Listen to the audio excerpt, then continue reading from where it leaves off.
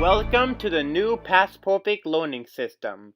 Today we will be learning about the Arctic Inuit explorer Hannah Tookoolito.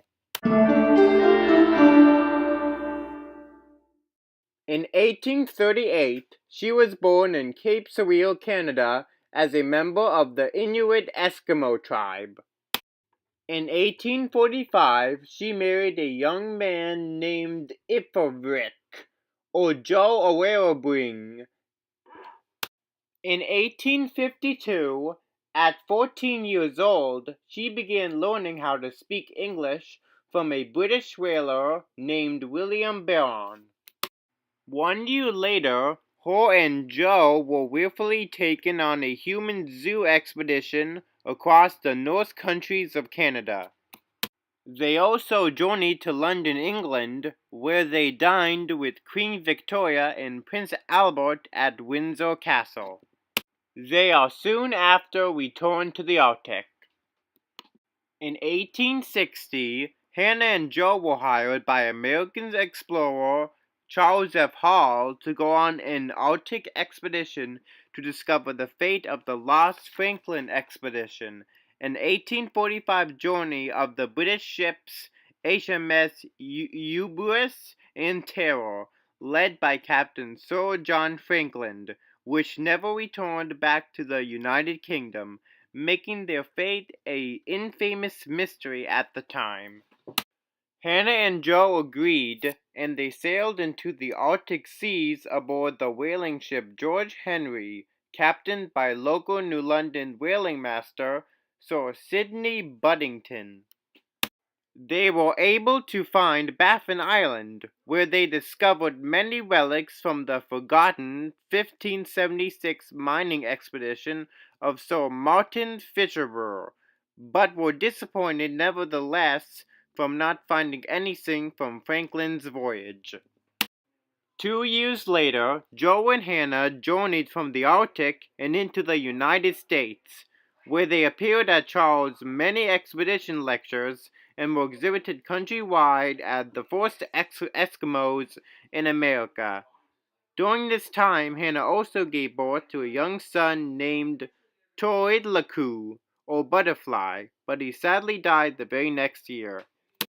Another 2 years later, Hannah and her husband once again voyaged to the Arctic with Mr. Hall, reaching King William's Island aboard the whaling ship Monticello, where they found several remains and artifacts from a base camp set up by the remnants of the Franklin expedition. During this 5-year trip, Hannah gave birth to a second child, a son named King William, but he also sadly died in infancy. But quickly after that, she and Joe adopted a young 2-year-old girl simply named Panic, which means daughter in Inuit.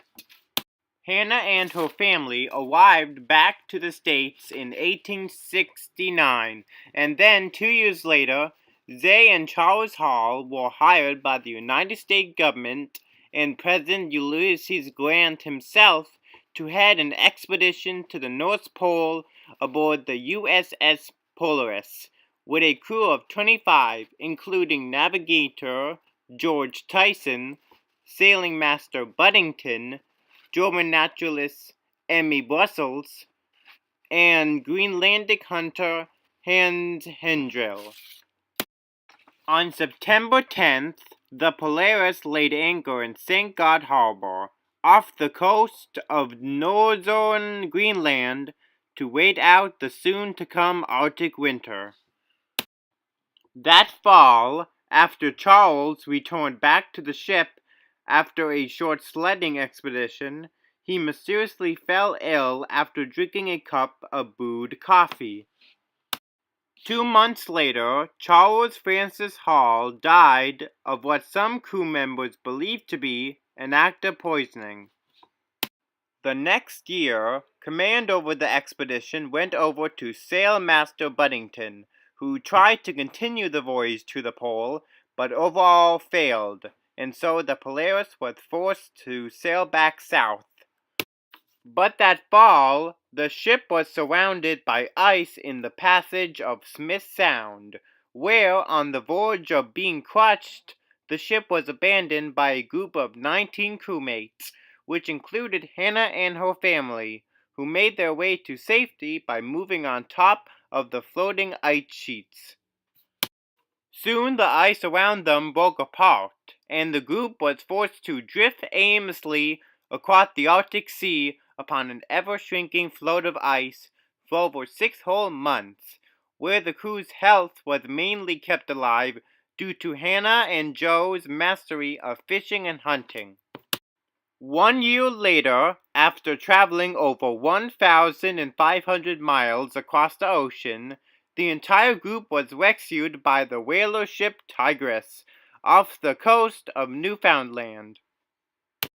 In 1873, Hannah, Joe, and their daughter settled into Groton, Connecticut, in a house built by Captain Hall and the Buddington family.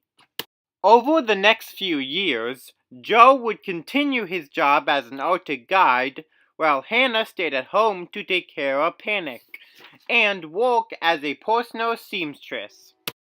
But sadly, in 1876, Panic died at the age of 9 due to a year at sea, and soon after her own passing was her mother's.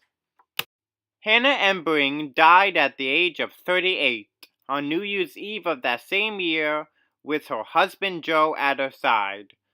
Her husband was also buried beside her when he died in 1881 near the Buddington's family plot in Groton, Connecticut. Many years later, an island in northern Greenland, in the mouth of Bressel's Forge, was named after her as a tribute to her amazing and adventurous legacy.